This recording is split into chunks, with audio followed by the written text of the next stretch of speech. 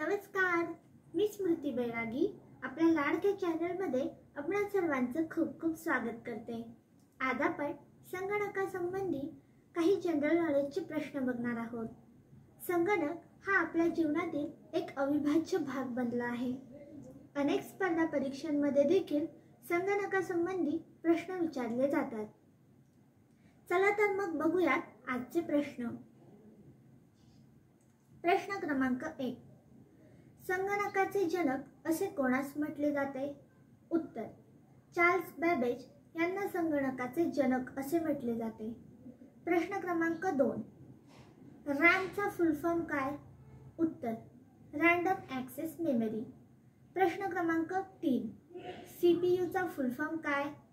उत्तर, central processing unit. प्रश्न क्रमांक 4, WWW म्हणजे काय? उत्तर, वर्ल्ड वाइड वेब। प्रश्न क्रमांक 5, संगणकाचा मेंदू असे कोणास म्हटले जाते? उत्तर, सीपीयू यास संगणकाचा मेंदू असे म्हटले जाते। प्रश्न क्रमांक 6, इनपुट डिव्हाइसेस कोणकोणती? उत्तर, माउस, कीबोर्ड, स्कॅनर, मायक्रोफोन यांना इनपुट डिव्हाइसेस म्हटले जाते। प्रश्न क्रमांक 7, आउटपुट डिव्हाइसेस कोणकोणती?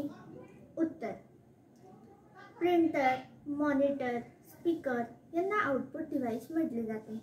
प्रश्न क्रमांक 8, माउसचा शोध कोणी लावला? उत्तर, डग्लस कार्ल एंजल बार्ट यांनी माउसचा शोध लावला। आजचे प्रश्न आपण येथेच संपवत आहोत। व्हिडिओ आवडला असेल तर लाईक, शेअर आणि सबस्क्राईब नक्की करा। धन्यवाद।